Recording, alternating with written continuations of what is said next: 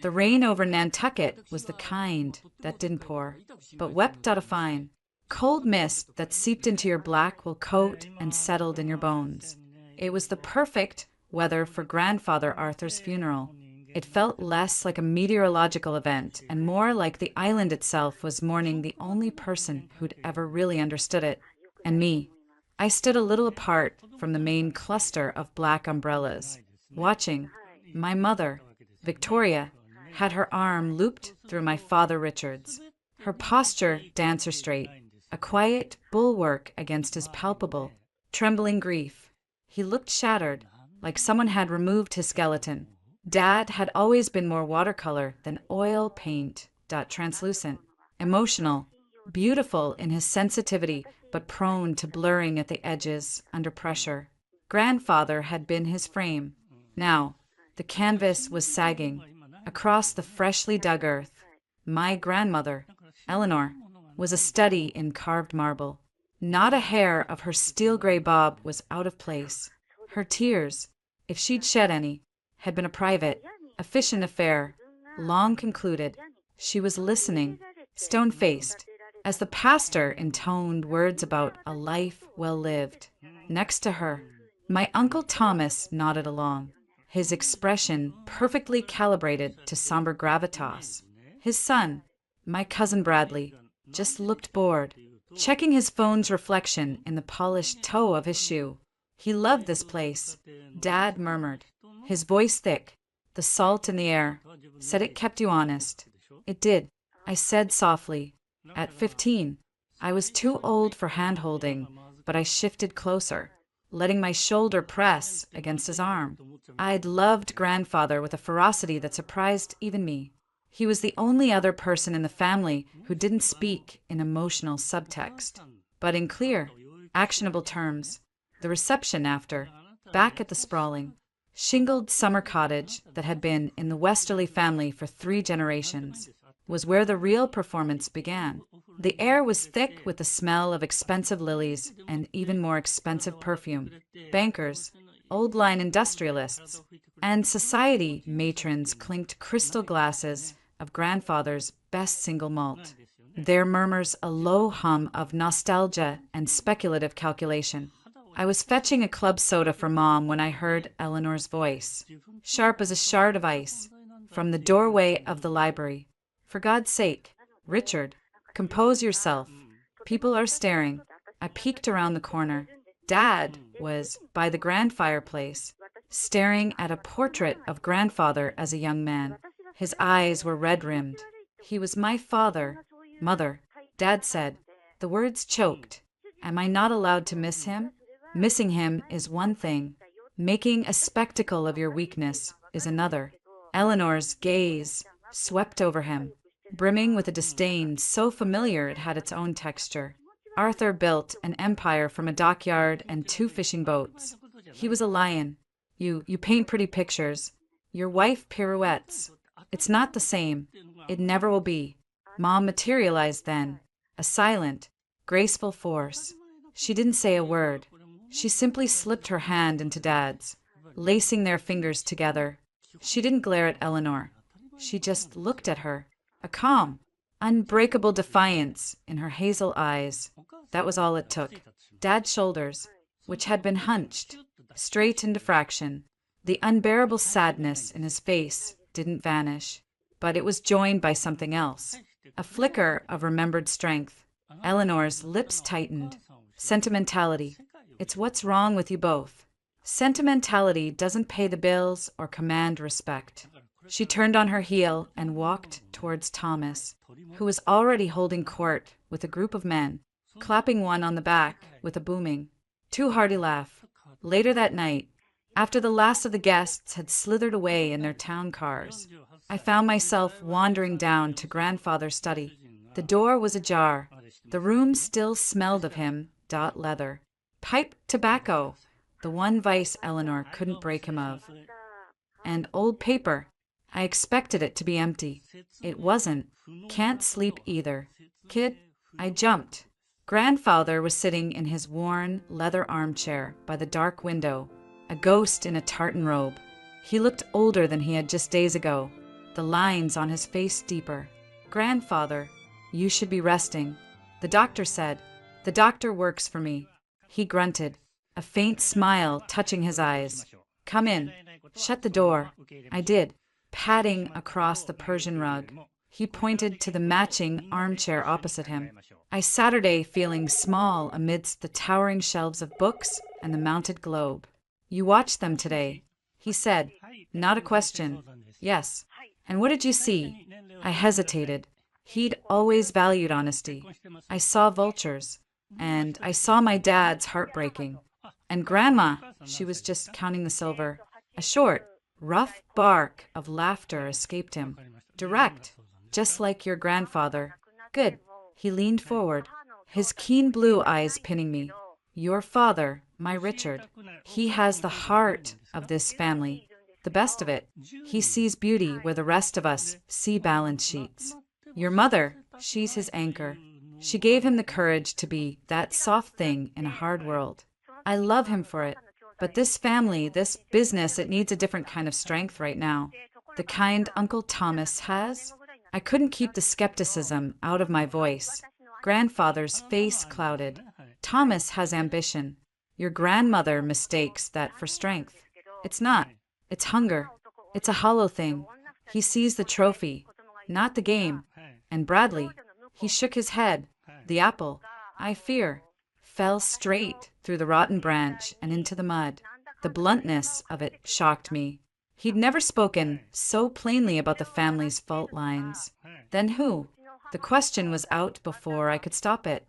He looked at me for a long moment. "You know, when you were 6, you followed me around the yacht club all day during the regatta, not asking silly questions, watching, listening. After, you told me the reason Old Man Henderson's sloop kept losing wasn't the trim.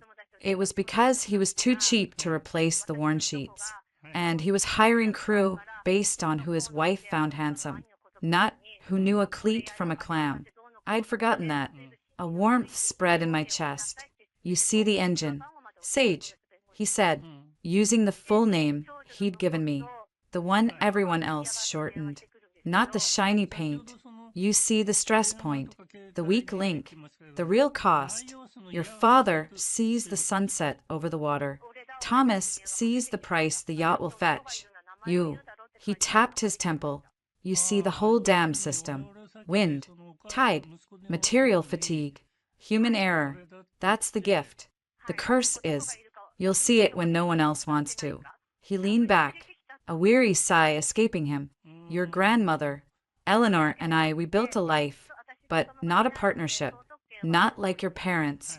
She comes from old money that was always on the verge of crumbling.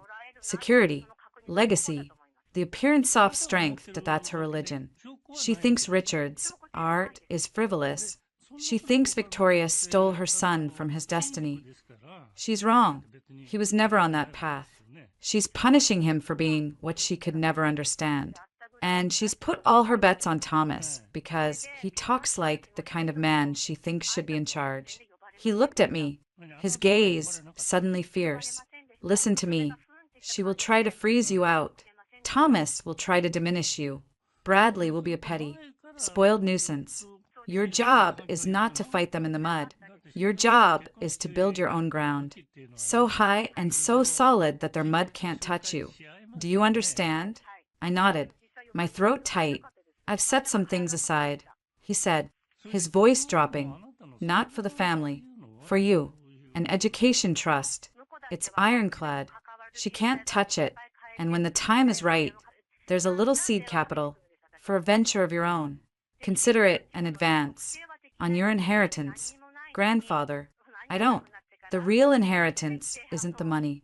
"Kid," he interrupted, his voice soft but absolute. "It's the eye to see what's coming, to see the truth of a thing.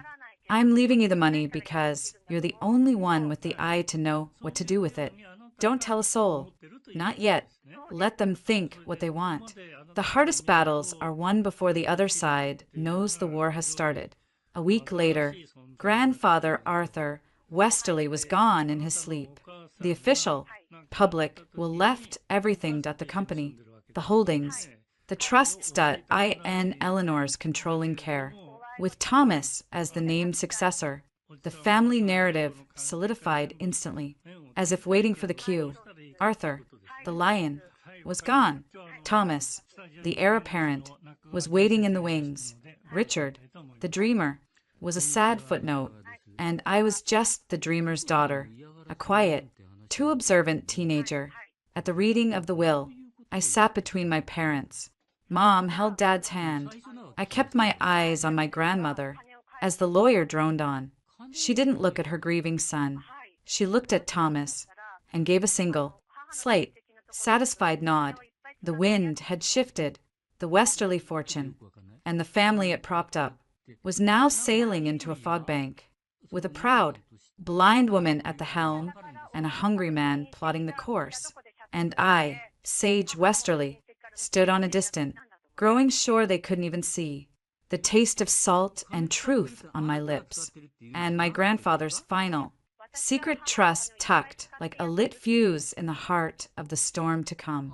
My first move with grandfather's seed capital wasn't to buy stock or launch an app. It was to hire a forensic accountant, a discreet, expensive one recommended by the trustee of my secret education trust. I needed to understand the playing field before I ever stepped onto it. The report that landed in my encrypted inbox a month later was a masterpiece of dry, devastating analysis. Westerly Enterprises, the family holding company, was a gorgeous, gilded antique, and it was being eaten from the inside by termites. The core manufacturing assets, the ones grandfather had built with his own hands that were still solid, but they were in a sunset industry.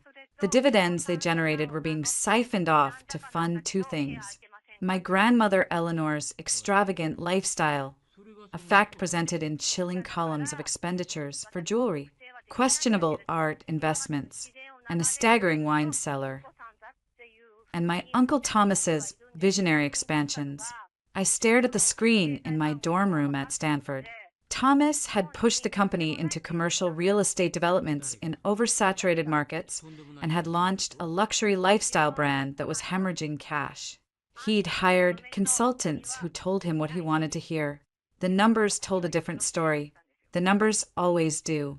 My father, Richard, had a small stipend from a separate trust grandfather had set up for him, tied to the dividends.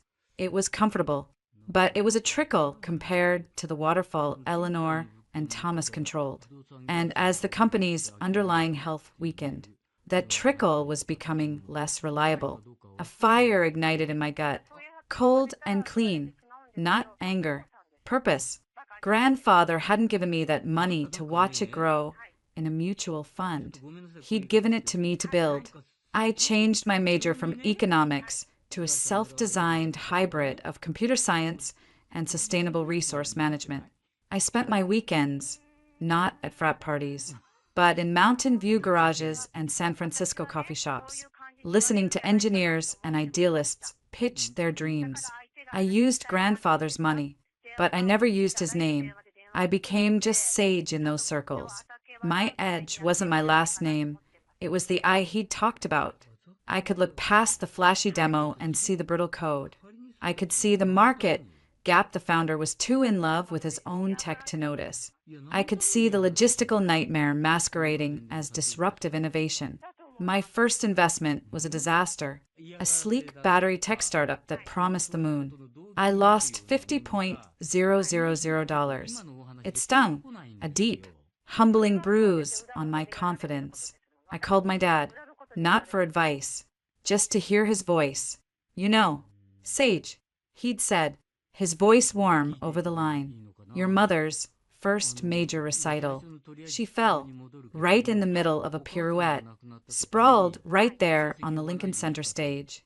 Dad, I'm sorry. I don't see how that. The critics, he continued gently, they wrote that it was the most human, most vulnerable moment of the evening, that it made the beauty that came after it transcendent. You have to fall to learn how to land, and how to get back up. The getting up is the art. I didn't find it transcendent. I found it embarrassing. but I understood. I dissected that failure with the same cold eye I'd used on Westerly Enterprises books. I'd been seduced by the promise, not the practicalities. I'd ignored the eye. The next one worked. A small, unglamorous software play that optimized energy use in microgrids. The founder was a prickly woman from Iowa with zero social skills and a mind like a scalpel. I gave her $75,000. 18 months later, a major utility company acquired it. My return was 12x. I rolled every penny back in. I incorporated as Viridian Ventures. I rented a small, sun-drenched office in Palo Alto with a view of nothing in particular.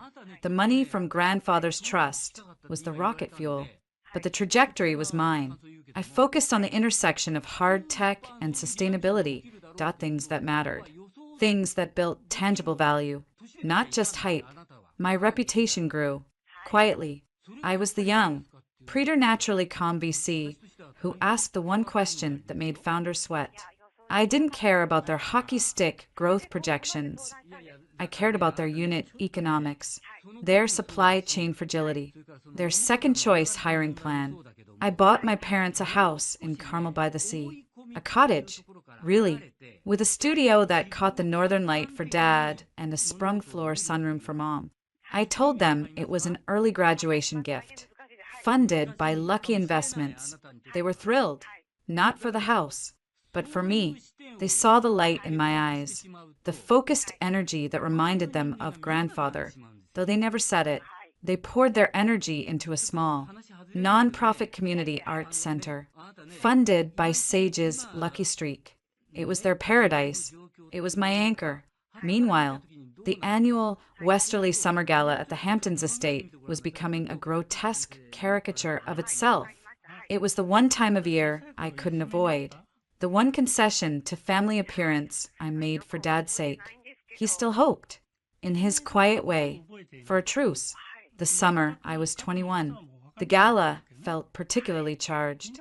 Thomas had just steered Westerly Enterprises into a splashy acquisition of a boutique electric yacht company. The press releases were full of words like synergy and legacy meets the future.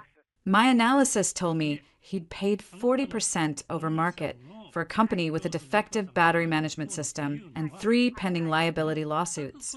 It was a trophy, hollow at its core. I wore a simple, stupidly expensive navy silk dress, armor. I stood with my parents by the infinity pool, a glass of sparkling water in my hand, watching the spectacle. Bradley found me, as he always did. He was tanned, blonder, dressed in something linen and aggressively casual that had probably cost $5,000. He had a smirk that looked practiced in the mirror. Sage, hiding with the artists again. I see. He clapped my father on the shoulder. Uncle Richard, still painting those lovely little seascapes? I think I saw one in the, guest powder room. Adds a nice touch. My father's smile was thin. I'm glad it brings someone joy. Bradley. Oh, it does. It does. Bradley turned his laser focus back to me. And the Silicon Valley Wunderkind. Housley, what is it again? Vegan meal kit delivery for hedgehogs? Sustainable infrastructure. Bradley. I said, my voice flat. But the hedgehog idea has merit. Niche markets are often the most robust. He blinked, unsure if he'd been insulted. Right. Well, sounds quaint. Dad's just closed the Marlin Yachts deal. 20 mil. A real company, building real things. Not just ones and zeros in the cloud. He gestured grandly towards Thomas, who was holding court by the bar. His laugh too loud. That's what legacy looks like. Guts. Vision. Not just coding in your pajamas. Something in me. A wire that had been pulled taut for years. Snapped. It wasn't the insult to me.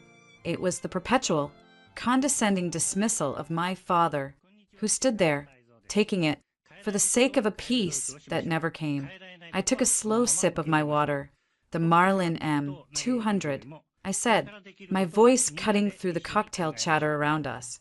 Its proprietary battery system has a critical flaw in the charge cycle controller. It doesn't play nice with rapid charge marina stations. There have been 3 unexplained thermal incidents, all hushed up with NDAs. Of course, the lawsuit from the Burnside family is particularly compelling. They're not settling. And the German supplier for your hull composite? Their factory is on a floodplain the new EU regulations will render unusable in 18 months. Your supply chain has a ticking time bomb at its heart. I tilted my head. But hey, the press release was slick. Really focus group tested that legacy meets the future line. Didn't you? The color drained from Bradley's face. The smugness evaporated, replaced by slack-jawed confusion, then dawning, panicked realization. How could I possibly know any of that? My father was staring at me, a complex mix of shock and pride in his eyes. My mother had a hand lightly on his arm, her expression serene, but her eyes were blazing. Bradley sputtered. That's proprietary misinformation. You're just jealous because you're playing with toy money while we're building a real empire. An empire of what? Bradley? My voice stayed low, but it carried. Debt, lawsuits, obsolete inventory. I let my gaze sweep over to where Thomas was still oblivious, laughing. You're not building anything. You're just polishing the brass on a sinking ship. And you're so busy admiring the shine. You haven't noticed you're up to your ankles in salt water. The small circle around us had gone utterly silent. A waiter froze. A tray of canapes half extended. Bradley's face flushed a mottled red. You bitch, he hissed, the veneer of Hampton's charm vaporizing. You think you're so smart? You're nothing. A glorified blogger with a trust fund. This family, this legacy, it's ours. It's always been ours. You and your pathetic parents are just guests, tolerated. You'll see. From across the patio, Eleanor's voice cracked like a whip. What is the meaning of this? She strode over, a vision in icy blue chiffon, her eyes like flint. She looked from Bradley's apoplectic face to my calm one, to my father's pained expression. Bradley was just explaining the vision behind the Marlin acquisition. Grandmother, I said, my tone now sweet, deadly. I was sharing some market feedback. Eleanor's eyes narrowed. She didn't believe a word of it, but the public scene was what offended her most. This is a celebration, not a boardroom. Richard, she turned her glacial stare on my father. Control your daughter. Her opinions are not required. That was it. The final straw. Not for me. For him. My father. My gentle, watercolor father. Stepped forward. He didn't raise his voice. But when he spoke, it was with a clarity I'd never heard him use with her before. Sage does not require controlling. Mother, she has more sense, more integrity, and more of my father in her little finger than anyone else at this party. He looked at Bradley with a kind of sad disappointment. And as for this family, it stopped being my family a long time ago. It's just a name I share with people who confuse cruelty for strength and avarice for vision. He turned to me and Mom. Victoria, Sage, I believe the air here has become rather toxic. Without another word, the 3 of us turned and walked away, through the stunned silence, past the gaping guests, out of the glittering, hollow party. We didn't go back to the guest cottage. We went straight to the car I'd rented, drove to the airport, and flew home to California that night. In the cabin, at 30,000 feet, my father finally let the tears fall. They were quiet, clean. My mother held his hand, her head on his shoulder. I'm sorry, Sage, he whispered, for all of it, forever making you come to those things. Don't be, Dad, I said, looking out the window at the dark expanse below, dotted with the lights of towns and cities. I needed to see it. One last time. The next morning, I received a formal letter from my grandmother's lawyer. It was a cease and desist regarding defamatory speculation about Westerly Enterprises' business dealings. I filed it in a drawer, unread. The real message was clear. I was no longer a tolerated guest. I was the enemy, and the enemy. I decided as I looked at the schematics for a new solid-state battery startup I was funding. Had work to do. I wasn't playing in their sandbox anymore. I was building my own beach and fortifying the walls. Let them have their gilded cage. I was building a sky.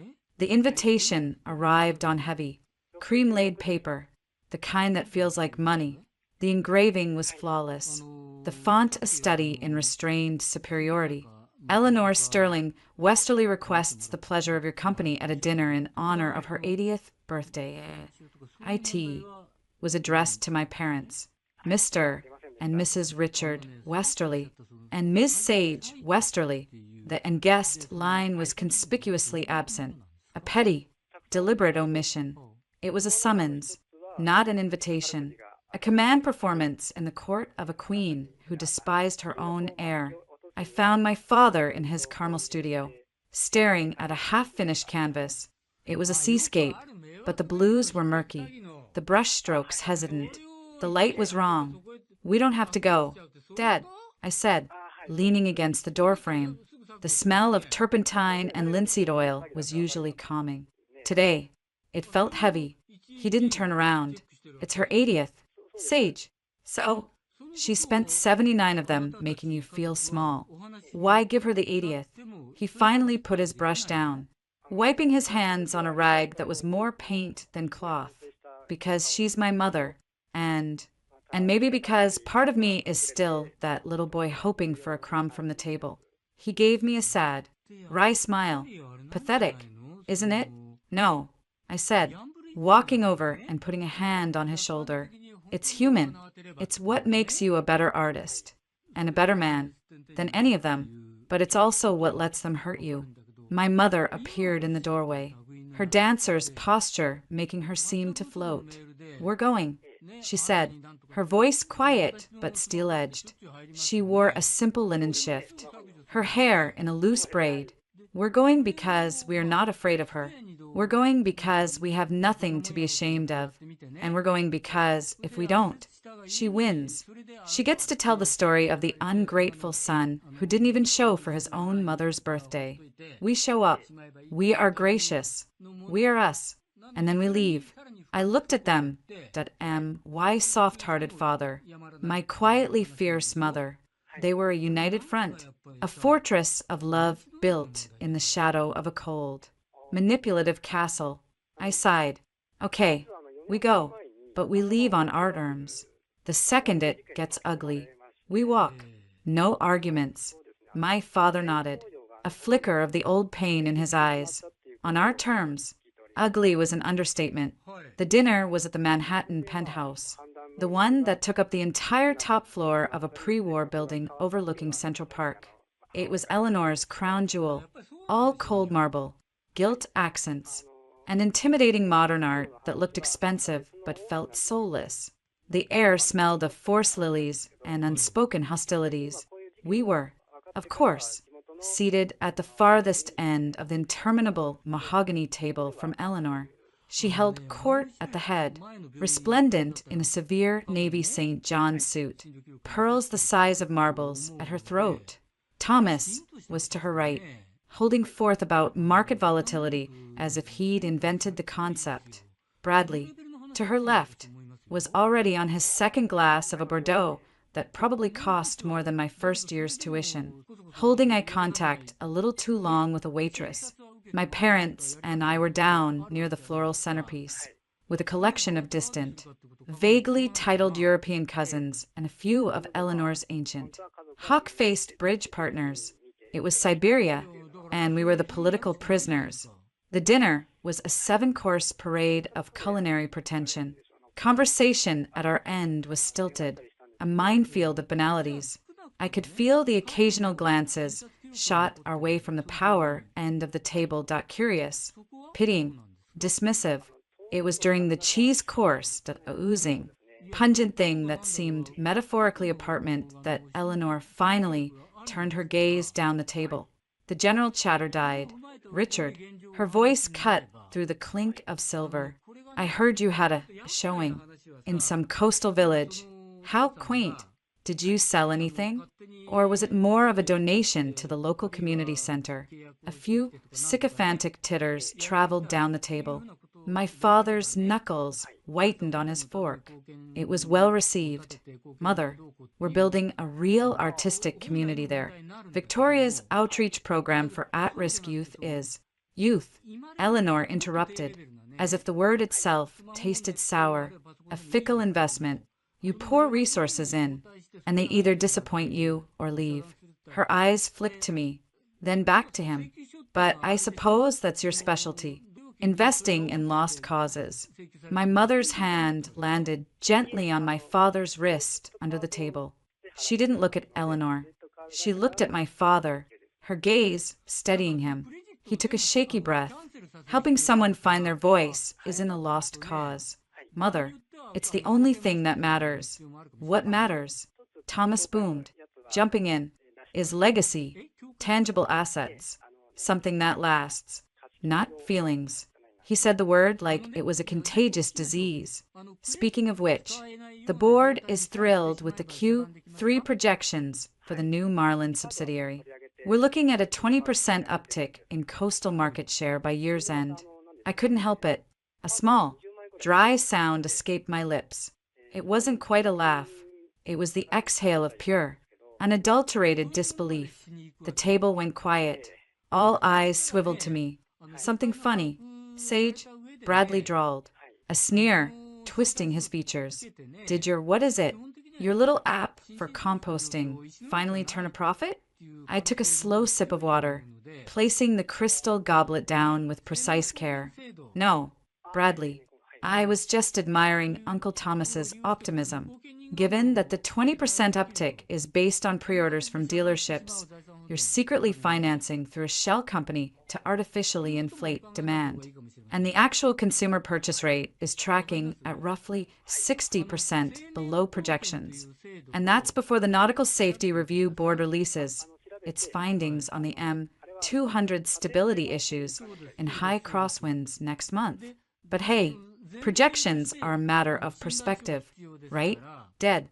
Silence. You could hear a pin drop on the Persian rug. Thomas's face flushed to deep, mottled purple. The lie, laid bare, hung in the air between us.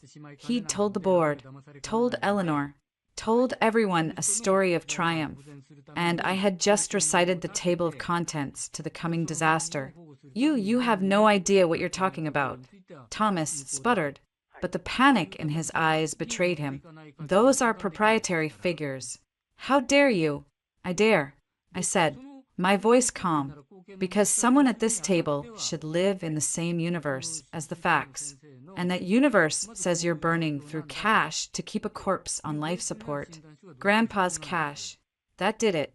Eleanor stood up. The scrape of her chair was like a gunshot. Her eyes, cold and reptilian, locked on me, then swung to my father. This is what you've raised. A viper, a scheming, disrespectful little snake who thinks she can slither in and poison everything your brother is trying to build. This is your fault, Richard, your weakness, your sentimentality. It bred this arrogance. My father stood now too, his chair falling backward with a crash. The gentle watercolor man was gone. In his place was someone raw, wounded, and finally angry. Don't you talk about my daughter. Don't you dare. Sage has more integrity in her smallest thought than Thomas has in his entire being. And she's right. You're letting him run my father's life's work into the ground because you'd rather be wrong with him than right with anyone else. Your father's life's work. Eleanor hissed, her voice dropping to a venomous whisper that carried in the silent room, was building something real, something for men, not for poets and ballerinas and girls who play at business. You were always a disappointment. Richard, soft, dreamy, useless. Arthur knew it. He left the real work to Thomas because he knew you couldn't handle it. You're a dilettante. Your wife is a distraction. And your daughter is a spiteful, meddling nuisance. The words hung in the air, toxic and final. My mother was on her feet now, a serene, terrifying statue. She didn't address Eleanor. She looked at my father, her voice clear as a bell. Richard, we're leaving. But Eleanor wasn't done. A cruel, triumphant smile touched her lips. Leaving? Good. Save me the trouble of asking you to go. But since you're all here, and we're finally being honest. She nodded to a man in a dark suit I hadn't noticed, lingering in the doorway. The family lawyer, Mr. Graves. He stepped forward, a solemn expression on his face, a leather portfolio in his hands. As of today, Eleanor announced, her voice ringing with finality, my estate planning is complete. My will and the associated trusts have been irrevocably updated. Upon my passing, the Westerly family holdings the entirety of the estate, the controlling interest in Westerly Enterprises, the properties, the investments, all of it, will pass in perpetuity to my son, Thomas, and his lineal descendants. She let her gaze sweep over my father, my mother, and me. It was a look of pure, unadulterated eradication. You have proven, time and again, that you are not of the stock required to steward this legacy. You are not Weaserlies in the ways that matter. Consider this your final severance. The room was a tomb. The European cousins looked down at their plates. The bridge partners tried to hide their avid interest. Thomas was trying, and failing, to look solemn rather than ecstatic. Bradley's smirk was back, wider and more vicious than ever. My father looked blank, as if the final, fragile hope he'd been clinging to for 50 years had just evaporated, leaving nothing behind, not even the ache. He just stared at his mother. It was Bradley who broke the silence, his voice dripping with faux sympathy. Wow, that's heavy. But you know, in a way, it's liberating, right? Uncle Richard, no more pressure. You can just focus on your art. He turned his smarmy grin to me. And you, cuz, you're a self-made woman, right? You don't need grandma's money. You've got your own thing. Silicon Valley's next big thing. You probably think this whole dynasty thing is kind of pathetic. You don't even want this old stuff. I looked at him. I looked at Thomas, barely containing his glee. I looked at Eleanor, standing there like a vengeful monument to misplaced pride. I looked at my father, shattered, and my mother, holding him upright with the sheer force of her will. And I smiled. It wasn't a warm smile. It was the cool, sharp smile of a surgeon looking at a successfully removed tumor. I slowly placed my napkin on the table, untouched. You're right, Bradley, I said, my voice perfectly calm, cutting through the thick, hateful air. I don't want it. I never wanted the gilded cage, or the termites eating away at its foundations. I stood up, smoothing the front of my simple, black dress. I walked around the table, not towards the door, but towards Eleanor. I stopped a few feet from her, close enough to see the fine cracks in her powdered facade, the cold, satisfied light in her eyes. I didn't raise my voice. You're making a mistake, Eleanor, not by cutting us out, by thinking what you're giving Thomas is a legacy and not a liability, by thinking that money is the same as strength and cruelty is the same as wisdom. I leaned in, just a little. Grandpa saw it. He saw the truth of you, of all of you, and he chose differently. A flicker of something to doubt? Fury crossed her face. Arthur left me in control. He trusted my judgment. He did. I conceded, nodding slowly. It was the one great miscalculation of his life, and I intend to spend the rest of mine proving how profound a miscalculation it was. Not for his sake, for mine. I turned my back on her, a deliberate, calculated insult. I walked to my parents. My father was pale, but standing. My mother's jaw was set. I looped my arm through my father's. Come on, Dad, Mom, we're leaving. I said it loud enough for all to hear. The air in here is stale, and it smells like decay. We walked out. No one stopped us. No one said a word. The silence behind us was absolute, a void of shock and spite. The elevator ride down was quiet. My father was trembling. My mother held him, her own eyes bright with unshed tears of rage. Outside, the cool Manhattan night air hit us like a blessing. I pulled out my phone and sent a single, prearranged text. A minute later, a sleek, Blacktown car glided to the curb. "Where are we going?" my father asked, his voice hollow. "Home," I said, opening the door for them. The car didn't head for a hotel. It drove the short distance to my building on Central Park West. The doorman, Carlos, nodded solemnly and ushered us into the private elevator that went directly to the penthouse. When the doors opened, it was onto a vast, open space. Floor-to-ceiling windows showed the glittering tapestry of the park and the city beyond. The furnishings were modern, serene, all clean lines and soft textures. It was the opposite of Eleanor's cold museum. "Sage, what is this?" my mother whispered, taking in the soaring space. "It's mine," I said simply. "I bought it 2 years ago. It's yours for as long as you want it. There's a room for you down that hall. Dad, with north light. And Mom, the floor in the sunroom is sprung maple. I had it specially installed." My father walked slowly to the windows, staring out at the city, at the tiny ant-like cars far below, at the building we'd just escaped. His shoulders began to shake. I thought he was crying, and my heart broke for him. But when he turned, there were no tears.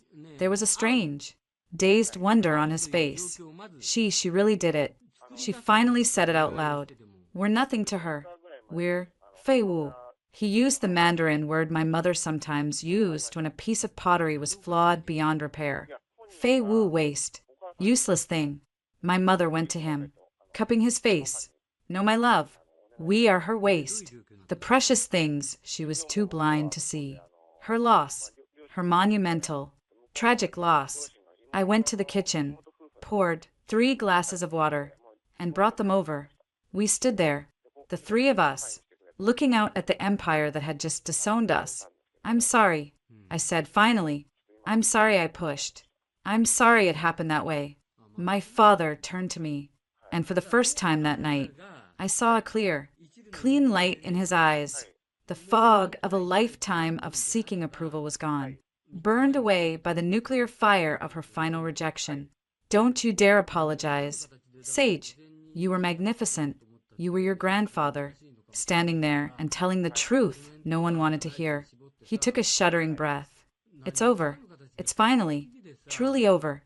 The hoping, the trying. It's a relief." He was right.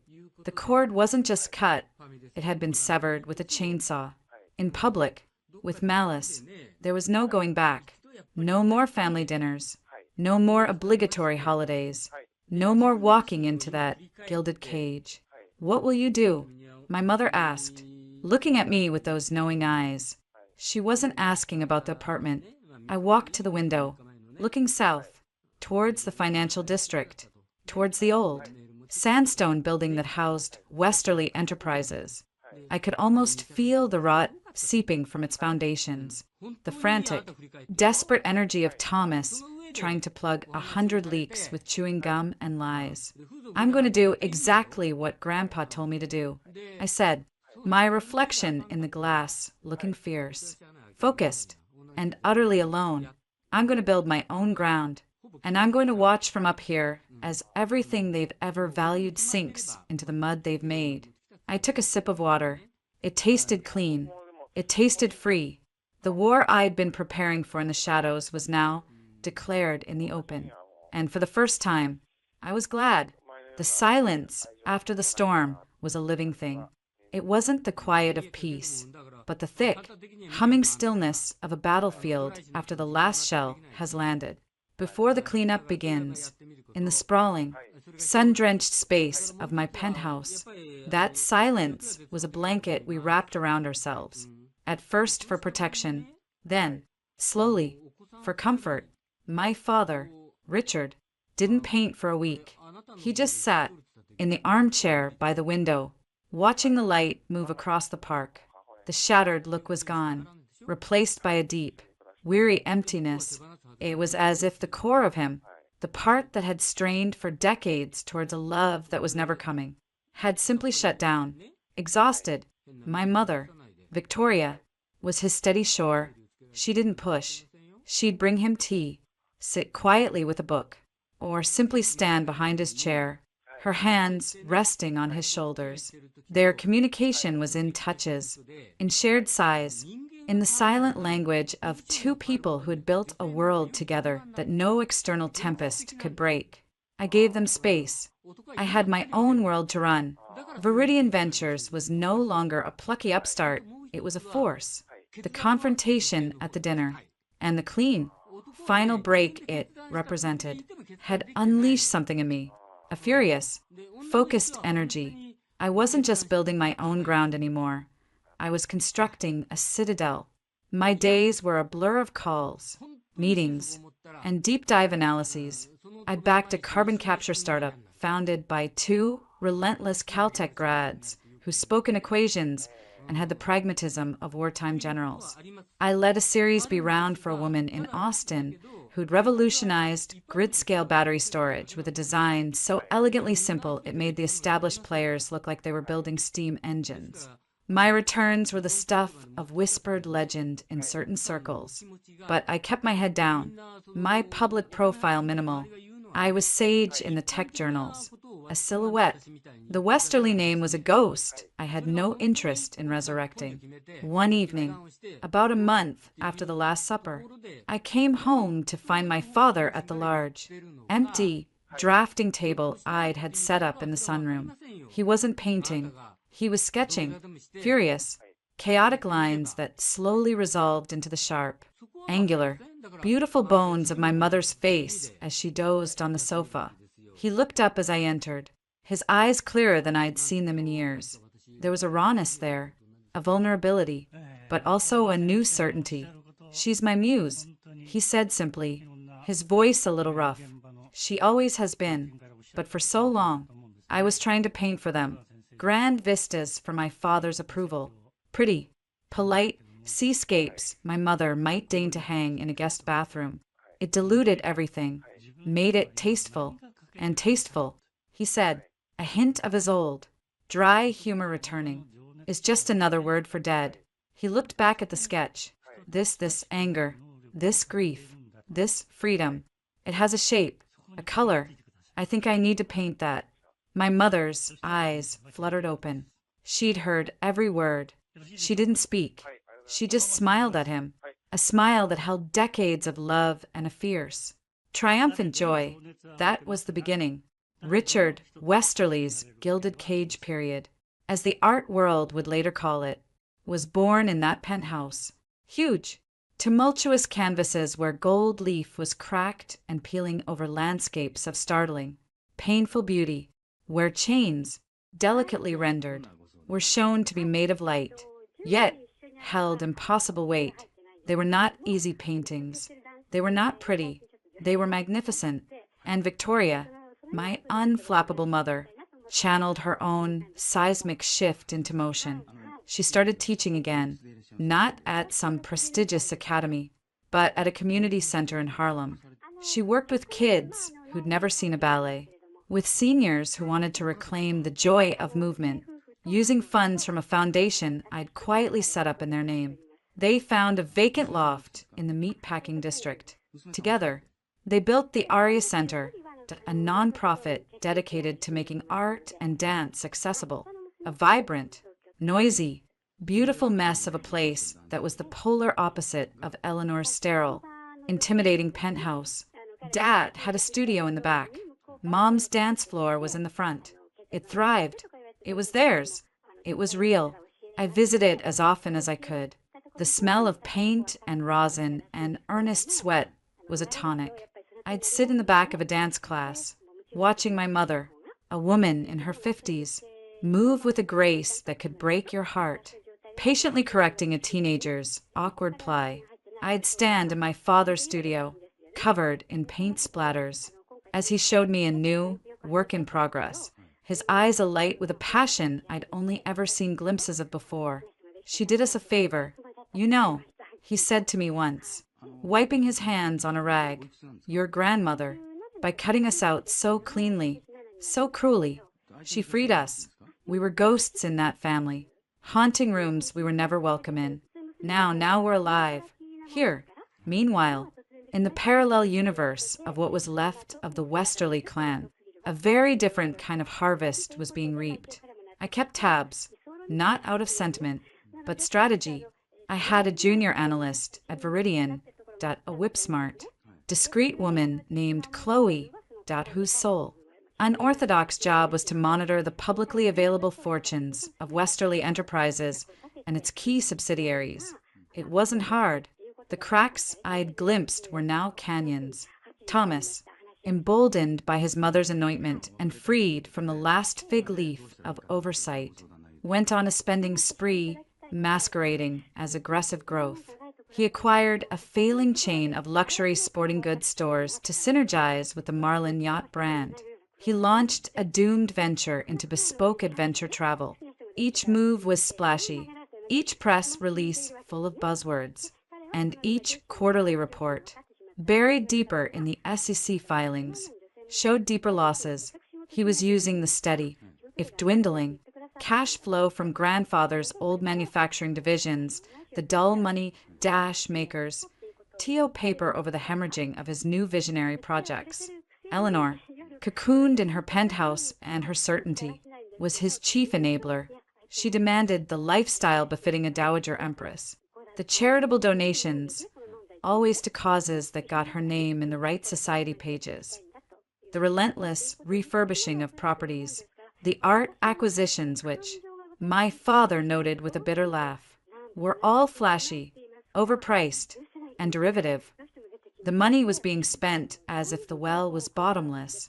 Bradley, of course, was the perfect prince of this hollow kingdom. He'd been given a nebulous VP of Business Development title and a bloated expense account, which he used to haunt Miami, St. Bart's, and Aspen, posting carefully curated images of a lifestyle funded by a company in silent crisis.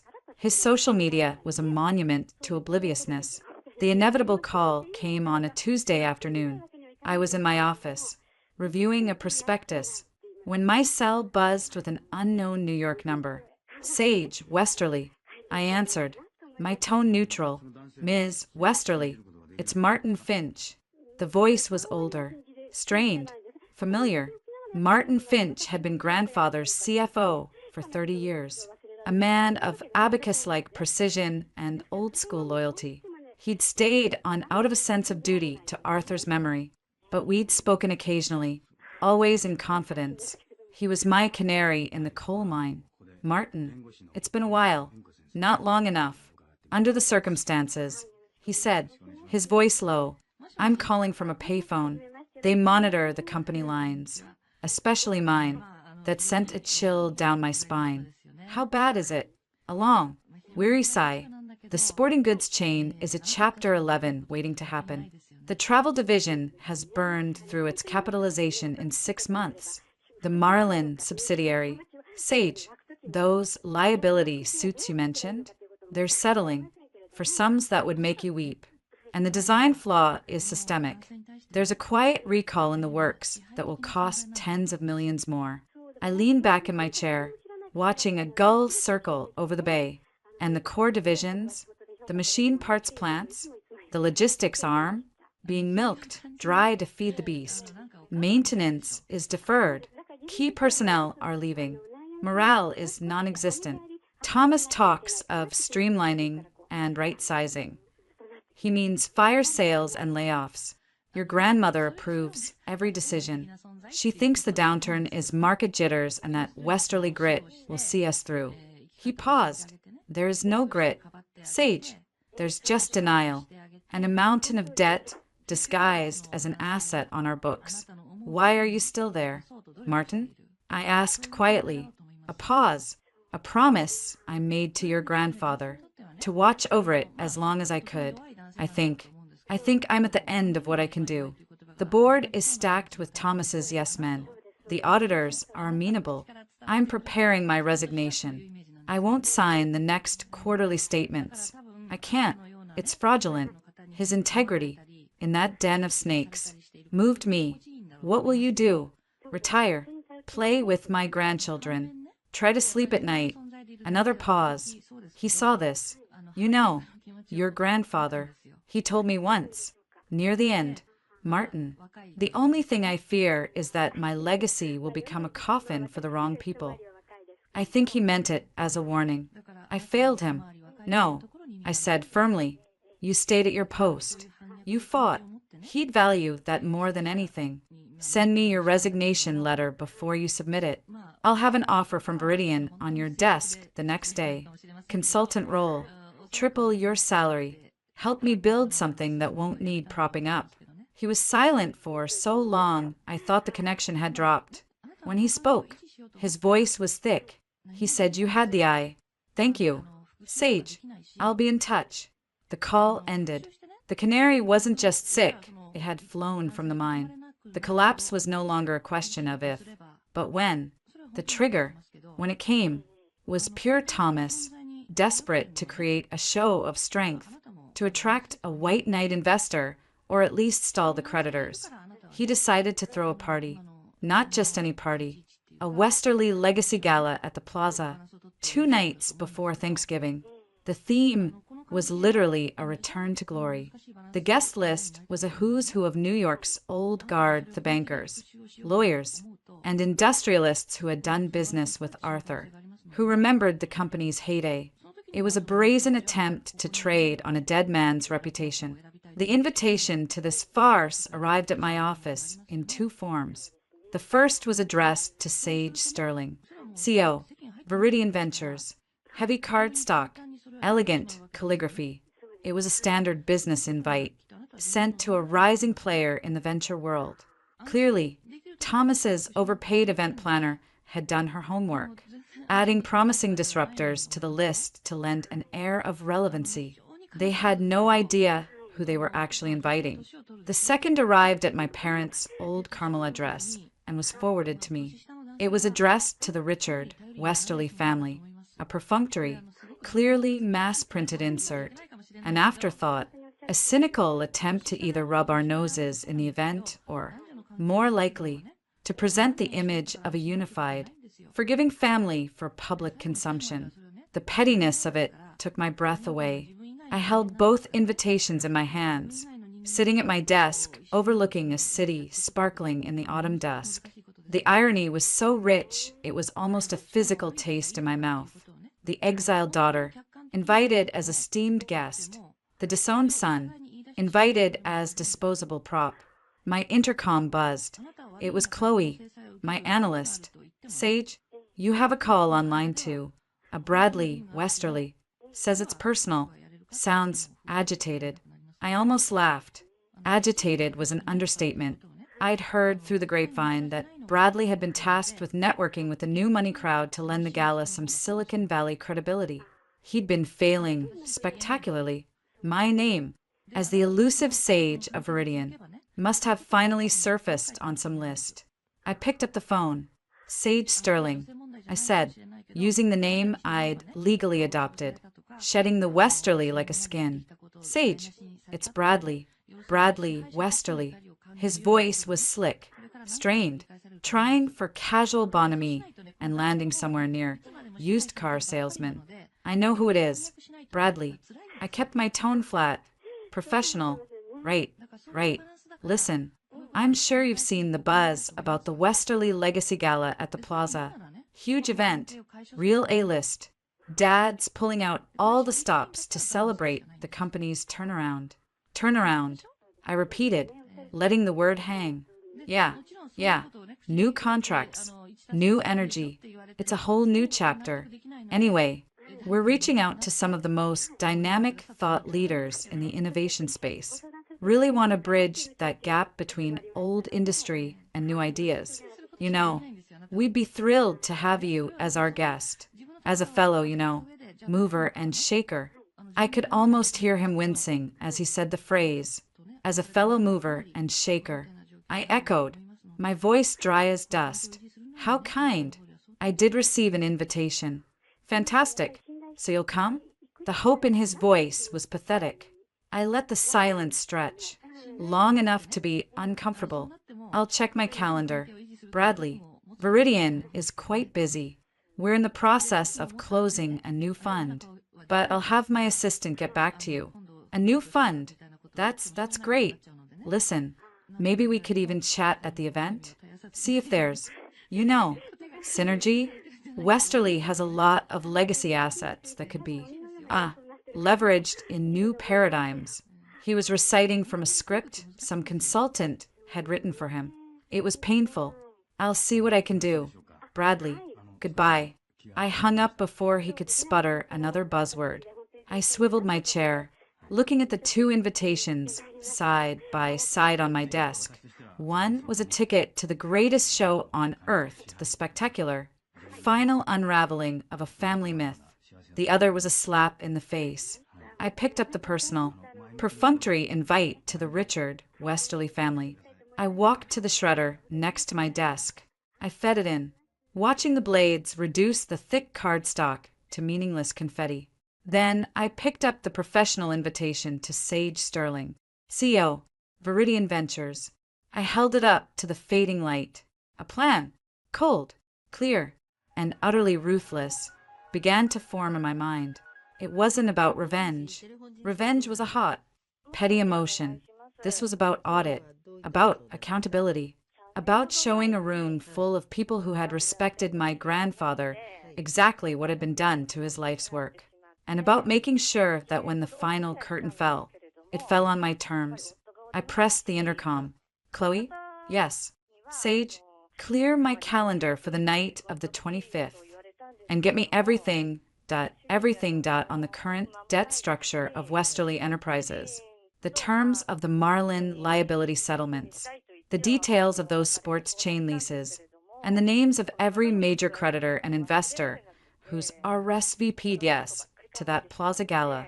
I wanted in a dossier, a simple, factual, devastating dossier. There was a beat of silence on the other end. Chloe loved nothing more than a deep dive into corporate disaster. On it, will this be for acquisition assessment? I smiled, a thin, sharp expression that held no warmth. Call it due diligence, of a very personal nature. The game was no longer about avoiding the mud. The game was about watching them drown in it and holding up a mirror so they could see their own faces in the final, gasping moment.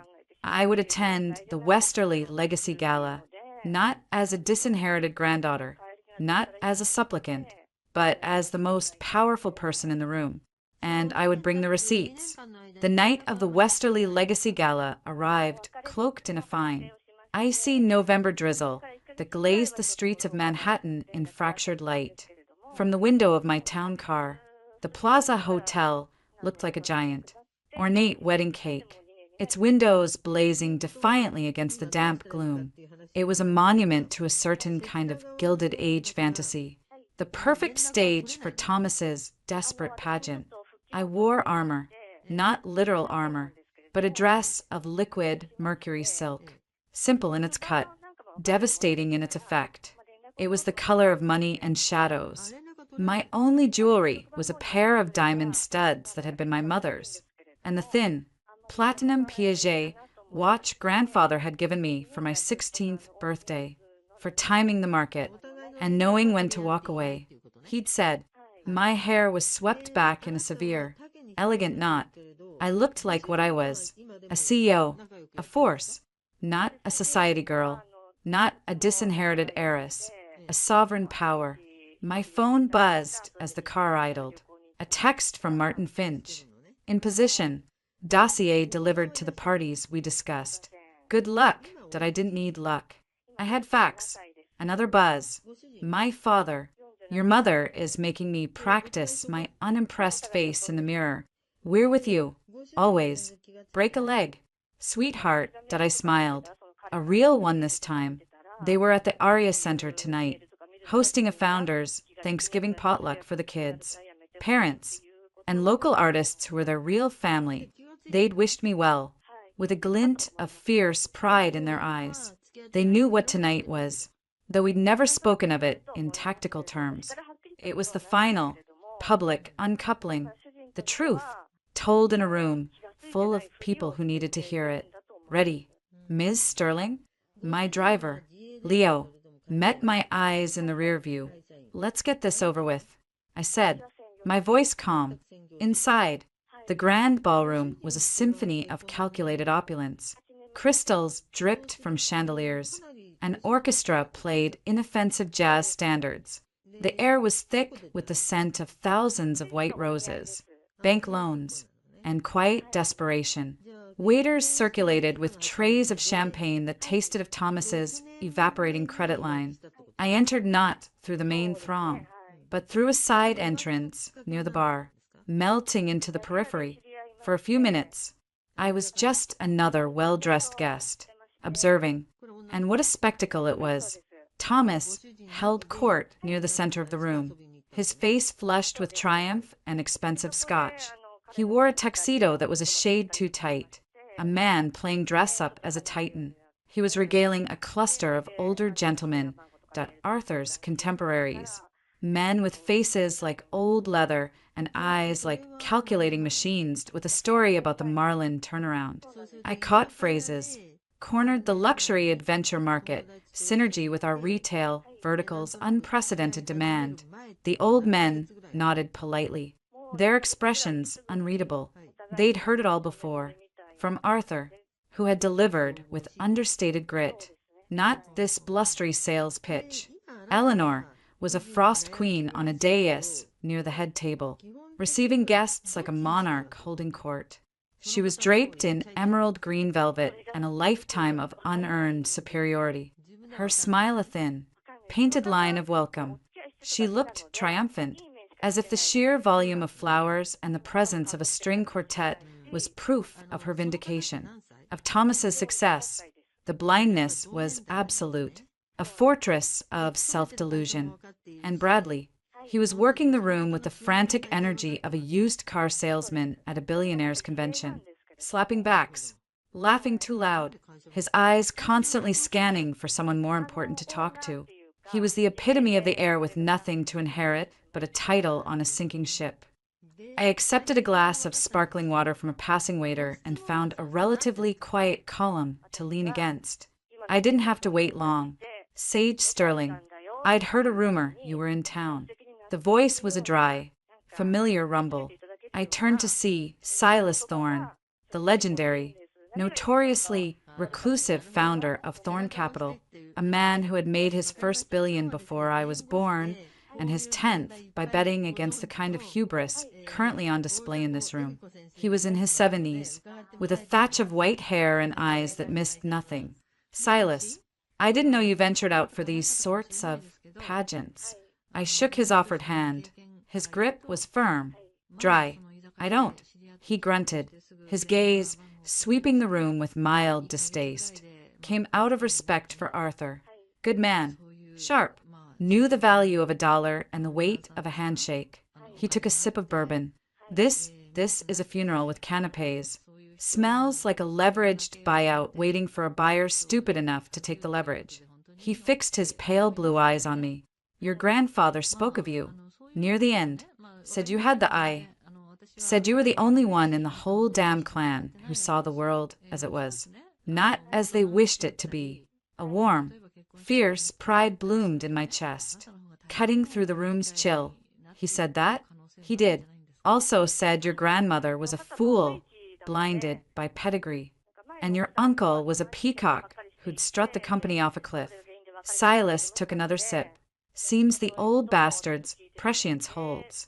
I got a rather interesting dossier from a mutual friend today. Martin Finch. Good man. Terrible poker player. A ghost of a smile touched his lips. The numbers in there, they're not just bad. They're a Shakespearean tragedy in spreadsheet form. I'm just here as an observer. Silas, I said, my tone neutral. Bullshit, he said amiably. You're here as the ghost at the feast, the truth teller. Arthur would have loved it. He raised his glass slightly in my direction. I've got my money on the ghost. As Silas moved away, I was approached by others, not the old guard, but the new guard, Elena Vasquez, the steely-eyed tech journalist from the edge whose profile could make or break a startup. Marcus Lin, the venture capitalist whose fund had backed 3 of the last 5 unicorns. Senator Jane Clayton, who chaired the subcommittee on sustainable infrastructure. They didn't know me as a Westerly. They knew me as Sage Sterling of Viridian, the quiet storm who picked winners in the climate tech space. Our conversations were low, intense, and entirely about the future: carbon credit markets, fusion reactor bottlenecks, supply chain AI. We formed a small, powerful nucleus of relevance in the sea of fading glory. I could feel the stares, the confused whispers. Who is that with Silas Thorne? Is that no, it can't be. It looks like Eleanor's granddaughter. The one who... But she's talking to Senator Clayton. The dissonance was a live wire in the room. I was both a ghost and the most substantial person there. Out of the corner of my eye, I saw the moment Thomas noticed. He was mid-anecdote, his hands gesturing broadly, when his gaze snagged on our group, on me. The flush drained from his face, replaced by a sickly pallor. His mouth hung open for a second before he snapped it shut. I saw him lean over and mutter something frantic to Bradley, who swiveled, his own jaw going slack. Bradley's expression cycled through confusion, disbelief, and a dawning, horrified comprehension. The sage from the tech journals, the mysterious CEO his father was desperate to impress, was his cousin, the one he'd called a glorified blogger. Eleanor, from her dais, hadn't seen me yet, but she saw the change in her son's and grandson's demeanors. Her regal smile faltered. She followed their stares. Our eyes met across the crowded room. Her expression didn't change, but her spine, already ramrod straight, seemed to turn to steel. Her eyes, cold and furious, bored into mine. I held her gaze for a 3 count, then turned back to Senator Clayton, offering a comment on federal grant applications. The dismissal was absolute, and it visibly shook her. The carefully constructed narrative of the evening that the triumphant Westerly resurgence was unraveling before the first course was served. The real power, the people whose opinions actually moved markets and shaped policy, were gathered around the family exile. The irony was so thick you could taste it, metallic and sour, in the champagne. Then, the cracks in Thomas's facade began to widen publicly. I saw the hotel's discreet event manager, a man with a permanently worried expression, approach him. They spoke in low, urgent tones by a potted palm. Thomas's face grew more panicked. He shook his head, made a placating gesture. The manager's expression said, "My hands are tied." A few minutes later, Bradley was dispatched on a similar mission. I saw him sidle up to a group of men who looked like bankers because they were old friends of the family. Perhaps. His smile was strained, his laugh too loud. He clapped one on the shoulder. The banker removed Bradley's hand, his expression cool, and said something short. Bradley recoiled as if slapped. The banker and his colleagues moved away, joining the periphery of the group around Silas Thorne. The whispers in the room were no longer just about me. They were about the event itself. Heard the florist hasn't been paid. Caterer is demanding cash on delivery for the dessert course. String quartet is union. They walk if the check isn't cut by 10. Thomas's grand return to glory was teetering on the edge of a logistical and financial abyss. The spectacle of wealth was being exposed as a Potemkin village, and the villagers were getting restless, demanding their wages. It was at this precise moment, as the orchestra took a break and the room's murmur dipped, that my phone vibrated in the small clutch I carried. The screen lit up with a number I hadn't deleted, a number that still, after all this time, inspired a cold twist in my gut. Eleanor W. I looked across the room. She was standing stiffly near the dais, her own phone to her ear. Her eyes locked on me with a command that had once been law. She had not walked over. She had not sent a lackey. She had summoned me via call. Like a servant, a hush seemed to fall around me. Elena Vasquez raised an eyebrow. Marcus Lynn followed my gaze. Silas Thorne gave a soft, knowing chuckle. I let it ring 3 times. Then, with deliberate, theatrical slowness, I slid the phone from my clutch. I held it up, the screen visible to those nearest me. I swiped to answer and put it on speakerphone. Not full volume, but enough for our immediate circle dot and, crucially, for the hovering journalists and the bankers with sharp ears. T.O. here. I said nothing. I just held the phone. Eleanor's voice crackled through. Sharp, imperious, and utterly devoid of warmth. It was the voice that had once cowed boardrooms and crushed my father's spirit. It was the voice of unquestioned authority. Sage, where are you? I can see you skulking by the bar. Stop socializing and get over here. Now. I let the silence stretch for a beat, my expression placid. I watched as Thomas, seeing his mother on the phone, started pushing his way towards her, a look of dawning horror on his face. He knew what was coming. Into the phone, my voice calm, clear, and carrying in the sudden quiet. I said, Eleanor, what can I do for you? I used her first name, a small, deliberate slap. Her response was a hiss of frustration. Don't you take that tone with me. Your uncle's associates are being difficult. There's a discrepancy with the final billing. The manager is being unreasonable. You will come to the front desk immediately and settle the outstanding balance for this event. Use your company card. It's the least you can do, given the circumstances. The disinheritance, the exile, the years of scorn. All reduced to a petty cash crisis. Thomas had reached her side now. He was whispering frantically, trying to take the phone. Mother, for God's sake, hang up. She brushed him off like a gnat. I looked at the faces of the people around me. Silas's grim amusement, Elena's journalist's glee, the senator's look of pained sympathy. I took a small step forward, away from the column, into a sliver of clearer space. I wanted the room to see this.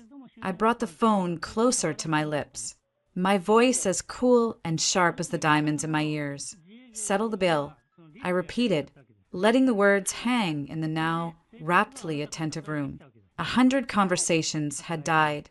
All eyes were on me, or on Eleanor's rigid, furious figure across the ballroom. The orchestra had stopped tuning. The waiters had frozen. I paused, letting the anticipation build to a breaking point. I could see Bradley, looking like he wanted the floor to swallow him whole. I could see Thomas, pale and sweating. I could see Eleanor, the first flicker of uncertainty beneath her rage. Then, I smiled. It was not a warm smile. It was the smile of a surgeon making the first. Clean incision. Oh, Eleanor, I said, my voice now projected, ringing with a quiet, devastating clarity that carried to every corner of the grand ballroom. You misunderstand. I took another step forward, my heels clicking on the marble in the profound silence. The bill for tonight? I continued, my gaze sweeping from her, to Thomas, to the assembled guests, the partners, the creditors, the curious, the cruel, the bill for the flowers, and the orchestra, and the champagne that nobody is drinking. I let my gaze settle back on her, holding her eyes across the gulf of wealth, history, and hatred that separated us. That's the smallest, most inconsequential bill in this room. I paused, letting the words sink in. A low murmur started, but I spoke over it. The real bill, I said, my voice dropping slightly, forcing them to lean in, to listen. The one that's been coming due for years is for the arrogance, for the waste, for squandering my grandfather's life's work on vanity projects and hollow status. Thomas made a strangled sound. Sage, for God's sake, this is not the place. It's exactly the place. Thomas, I cut him off, my voice like a whip crack. This room is full of the people you're trying to fool. the people you need to bail you out. They deserve to know what they're buying. Or more accurately, I added, glancing at the stony-faced bankers, what they're not buying. I addressed the room now, turning slightly, making eye contact with the old friends of my grandfather, with the curious journalists, with the powerful strangers. My grandfather, Arthur Westerly, built a company on grit, integrity, and product that worked. He left behind a legacy of value. What stands before you tonight isn't a legacy. It's a liquidation sale. The Marlin acquisition?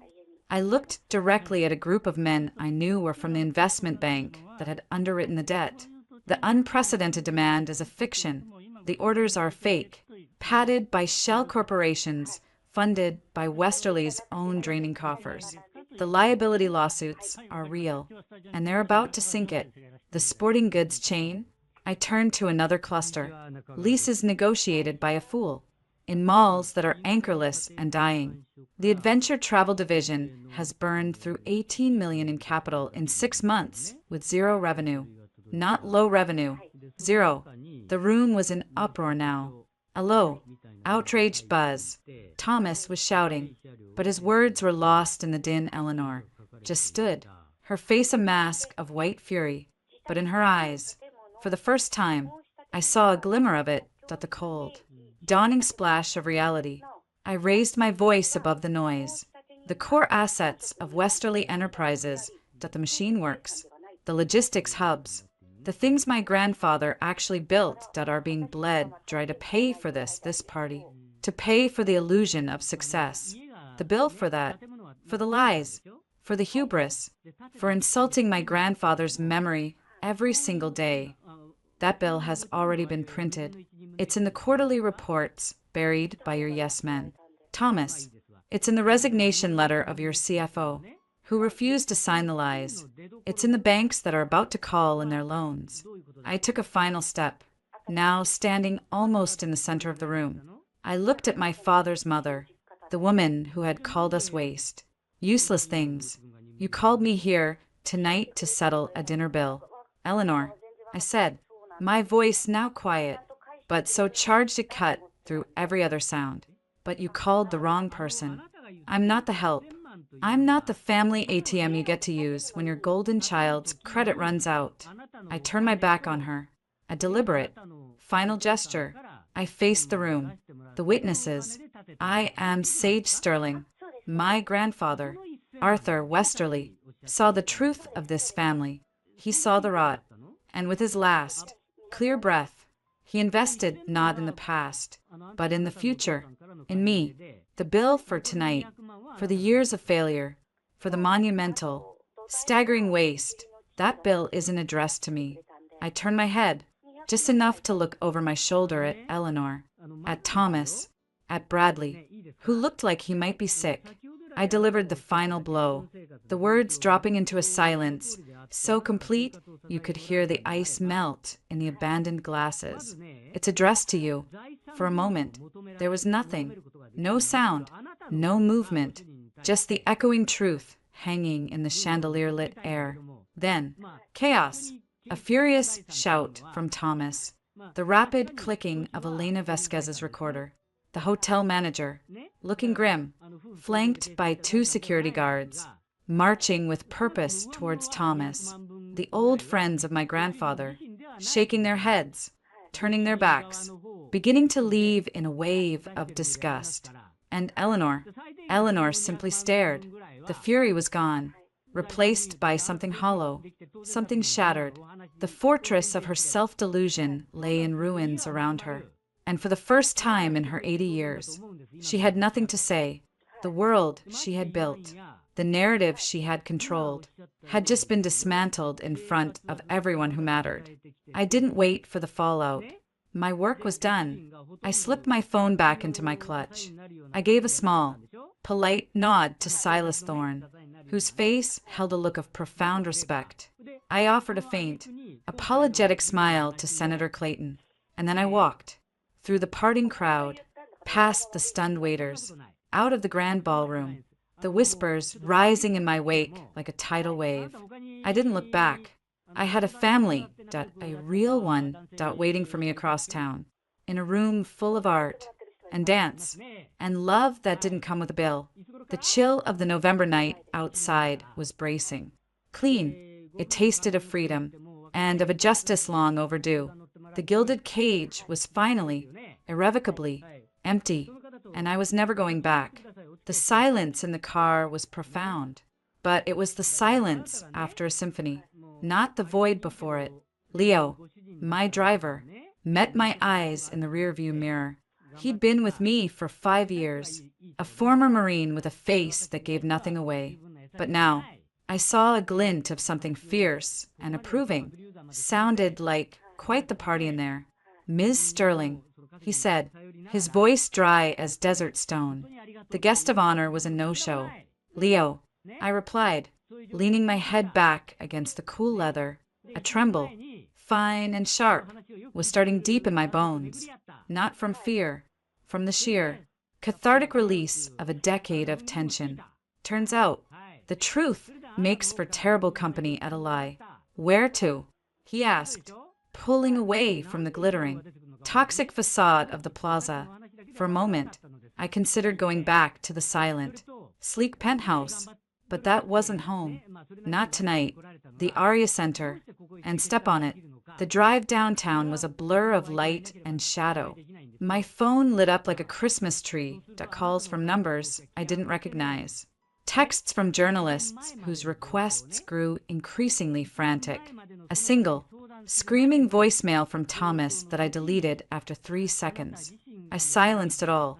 The only people I wanted to talk to were already waiting. The Aria Center was a beacon of warm, golden light in the gritty meatpacking district.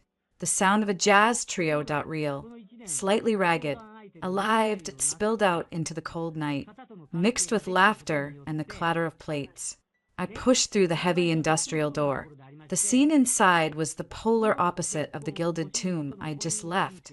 Long trestle tables were crammed together, covered in mismatched tablecloths and groaning under the weight of casserole dishes, pies, and platters of food brought by everyone present. Kids weaved between chairs. A group of seniors from my mother's movement class were laughing uproariously. In the corner, my father stood by an easel, showing a wide-eyed teenager something on a canvas, gesturing passionately with a paint-stained hand. And there, in the center of it all, was my mother. She wasn't holding court. She was dancing, a simple, joyous two-step with Mr. Henderson, the grizzled, 80-year-old retired longshoreman who was the center's most devoted pottery student. She was beaming, a flush of pure happiness on her cheeks. Her earlier poised ferocity transformed into radiant, unguarded joy. This was the legacy, not marble and mortgages, but this messy, beautiful, human connection, this creation. My father saw me first. His face, alight with the pleasure of explaining his art, softened into an expression of such profound love and relief that my throat tightened. He excused himself and came over, pulling me into a hug that smelled of turpentine and Thanksgiving spices. We saw the news alerts on our phones. He murmured into my hair, "Are you okay?" "I'm perfect," I whispered back, and for the first time all night, I meant it completely. My mother floated over, her dancer's grace cutting through the happy chaos. She didn't ask. She just searched my face, then nodded once. Satisfied. "Good," she said simply. "Now come eat. Mrs. Garcia brought tamales that will change your life." For the next 2 hours, I let myself vanish into the warmth. I ate off a paper plate. I laughed at terrible jokes. I listened to a shy girl recite a poem she'd written in my father's workshop. I watched my parents in their element, not as exiles, but as monarchs of a kingdom they had built with their own hands and hearts. The contrast with the hollow spectacle I'd just engineered was so stark it was almost dizzying. It was later, after most of the guests had left, the 3 of us washing dishes in the small kitchenette, that my phone buzzed with a call I couldn't ignore. The number belonged to David Chin. The Steely, Brilliant corporate restructuring specialist I'd retained on Viridian's behalf a month ago for exactly this contingency. I wiped my hands and stepped into my father's quiet, paint-splattered studio, closing the door on the distant sounds of cleanup. David, talk to me. It's a bloodbath. Sage, controlled, but a bloodbath. David's voice was crisp, devoid of emotion. The video from the gala is everywhere. Elena Vasquez's piece is already up on the edge. A house of cards collapses. The unvarnished truth of Westerly Enterprises. It quotes your entire performance. The market is going to eat them alive at the open tomorrow. More importantly, the creditors are in panic mode. I've had 3 calls from the lead bank already. They want to talk to you. To me? Why? Because you're the only adult left in the room who understands the actual assets. And because, thanks to Martin Finch's dossier, which, by the way, was a work of art, they know you're the only one who's been telling the unvarnished truth for years. They see you as the only potential path to salvaging any value from the wreckage. They want to discuss a pre-packaged Chapter 11, with Viridian as the stalking horse bidder for the viable pieces.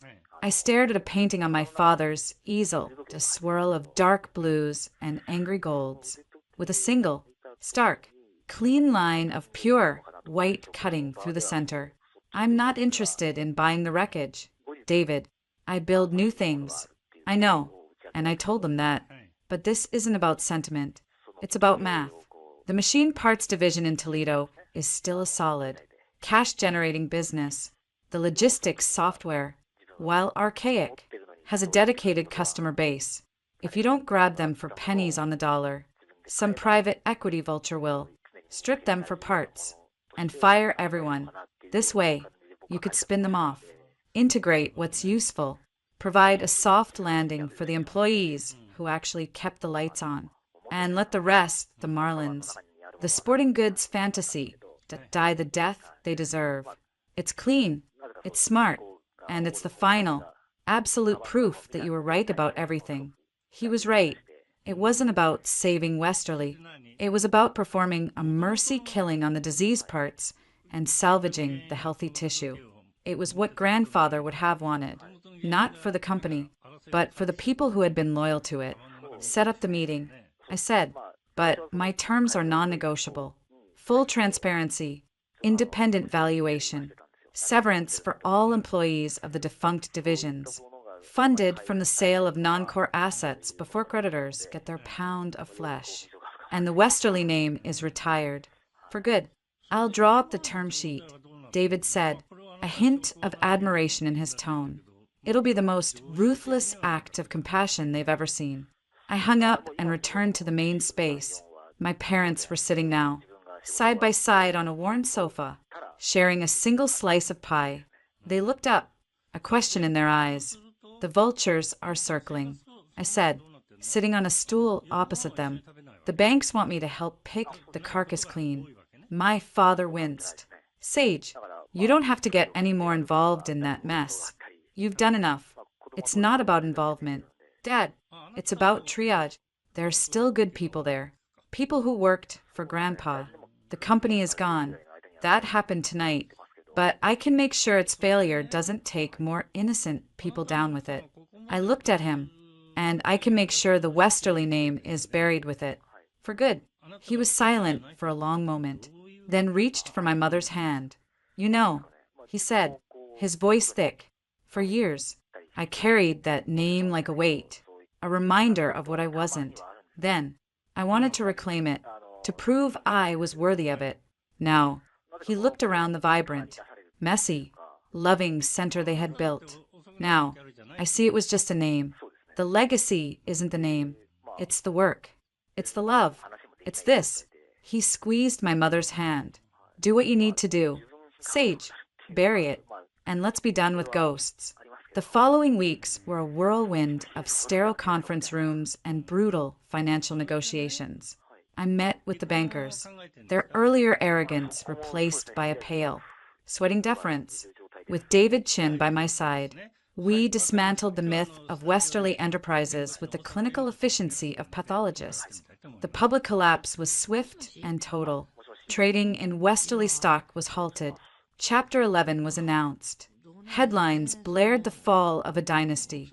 Through it all, I remained a silent, enigmatic figure. Viridian Ventures was identified as the white knight bidder for the viable remnants, but I gave no interviews. The only statement released by my PR firm was terse. Viridian is assessing certain industrial assets for their strategic value and skilled workforce. This is a transaction focused on the future, not the past. The day the bankruptcy court approved the final asset sales, I received a package at my office. It was a plain, sturdy cardboard box. Inside, nestled in tissue paper, was a simple, worn brass compass. The glass was cracked, but the needle trembled, pointing stubbornly north. A note, in Martin Finch's precise hand, was tucked beside it. He carried this in his pocket every day, from the dockyard to the corner office. He'd want you to have it. The needle still finds true. M. I held the cool metal in my palm. It felt like a final handoff. A baton passed across the void. This was the real inheritance. Not the company, the direction, the true north. There was one last, unavoidable piece of business. The penthouse. Eleanor's crown jewel was a non-core asset, slated for sale to satisfy creditors. The proceeds, after the banks took their share, would go to her, but it would be a fraction of its worth. I had no desire for it, but I needed to see it one last time, not as a granddaughter, but as an executor of an ending. I went alone. The opulent lobby was quiet. The ride in the private elevator was silent. When the doors opened, the vast space felt not just empty, but dead. The furniture was shrouded in white sheets, like ghosts. The terrifying modern art was gone, crated up for auction. The chill was bone deep. She was there, Eleanor, standing at the floor-to-ceiling window, looking out over the park she had once ruled over in her mind. She looked smaller, diminished, as if the removal of the expensive props had revealed the fragile frame beneath. She wore a simple wool dress, no jewels. She didn't turn. Come to gloat? Her voice was a scratchy echo of its former authority. No, I said, staying near the elevator. I came to close a door. She finally turned. The haughty cruelty was gone, burned away. In its place was a hollow, exhausted bitterness. You destroyed everything, your grandfather's life's work. No, Eleanor, I said, my voice calm in the cavernous room. You and Thomas did that. I just turned on the lights so everyone could see the ruins. I tried to warn you. That night at the dinner, you called it poison. You humiliated us. In front of everyone, you humiliated yourselves. I just provided the audience. I took a step forward. The sale of this apartment will be finalized next week. The proceeds, after the banks, will be placed in a trust for you. It will be enough to live comfortably. Not like this, but comfortably. A flicker of the old fire. I don't want your charity. It's not charity. It's the last of Grandpa's money. The part you and Thomas didn't manage to burn. Consider it his final gift to you. A comfortable prison of your own making. She flinched as if struck. And Thomas? Bradley? They'll get what's left, which isn't much. They'll have to learn to work. It'll be a novel experience. I paused. They'll survive, but the world you built for them, the world of unearned privilege and blind entitlement, that's over. It died the moment Grandpa did. You've just been paying to keep the corpse on ice. She stared at me, and for a fleeting second, I saw not a monster, but a terribly old, terribly frightened woman who had bet everything on the wrong idea of strength and lost. The sight brought no pleasure, only a vast, weary pity. He loved you, you know, she said suddenly, her voice barely a whisper. Arthur, he thought the sun rose and set on you. It was the one thing we truly fought about. He wanted to change the will, right at the end, to put you in charge. I wouldn't let him. I told him it would kill Thomas. I told him it wasn't a woman's place. She gave a short, ragged breath that was almost a laugh. I thought I was saving the family. I was signing its death warrant. There it was, the final, tragic confession, the root of it all, not just malice, but a worldview so rigid, so small. It mistook preservation for progress and saw a dynasty in a dead end. Goodbye, Eleanor, I said. There was nothing else to say. I turned to leave. Sage, her voice stopped me at the elevator. I didn't turn back. Your father, Richard, is he happy? I thought of the paint in his hair, the light in his eyes as he taught, the way he looked at my mother. I thought of the Arya Center, buzzing with life. Yes, I said, simply, he is profoundly, beautifully happy. He's free. I heard her suck in a sharp breath. The door slid open, and I stepped inside. As they closed, I caught one last glimpse of her, a small, lonely figure silhouetted against the vast, empty window, finally understanding the cost of the gilded cage she had fought so hard to keep locked. She was now its only occupant. Weeks later, on a crisp December evening, I stood on the terrace of my penthouse. The city sparkled below, a galaxy of ambition and struggle. Inside, the soft sounds of a Chopin nocturne played on the stereo. My father was in the sunroom, putting the final touches on a new painting. My mother was reading, her feet curled under her. My phone buzzed with the final email from David Chin. The last of the Westerly asset sales were complete. Viridian had integrated the Toledo division seamlessly. The employees had been retained, with better benefits. The Arya Center had received a sizable, anonymous endowment. The Westerly name had been officially dissolved, struck from the corporate registries. It was over. My mother came out, handing me a mug of tea. She followed my gaze out to the glittering skyline. A lot of ghosts laid to rest today, she said softly. Not ghosts, Mom, I said, leaning into her. Just wait. I feel lighter. What will you do now? She asked. Now that the war is over? I sipped the tea, the warmth spreading through me. I thought of the compass, sitting on my desk, pointing steadfastly north. I thought of the brilliant, prickly founders I was backing, who were building solutions, not facades. I thought of the clean, unburdened future, the same thing I've always done. I said, a quiet certainty settling in my bones. I'm going to build, not to prove anything, not to fight anyone, just to build something true, something that lasts.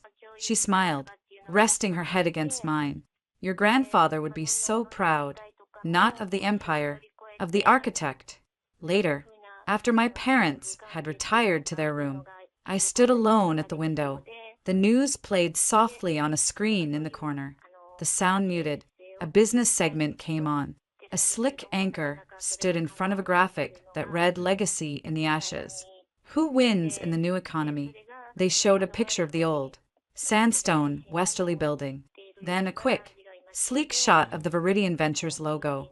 They flashed a photo of me, looking cool and focused, walking into a meeting. The cheer in red, Sage Sterling, heiress to a new fortune. I reached for the remote and turned the TV off. The silent, dark screen reflected my own face back at me, superimposed over the glittering city. I wasn't an heiress. I had been left a key, not a vault. The key had unlocked not a treasure, but a burden dot and the strength to put down. The true inheritance from Grandpa Arthur wasn't the money, or the company, or the name. It was the quiet, unshakable knowledge that had grown in me, nurtured in the fertile ground of my parents' love and my own relentless will. That family wasn't a name you were born with, but the people you chose to love and protect. That legacy wasn't a monument you guarded, but a future you built, with your own hands, your own mind, and your own heart. I looked out at the endless, shining city, at the countless stories playing out in the light and the dark. My story was no longer tied to a sinking ship or a gilded cage. It was mine alone to write, and as I turned from the window, the compass on my desk catching a sliver of moonlight, I knew the first word of the next chapter. It was begin.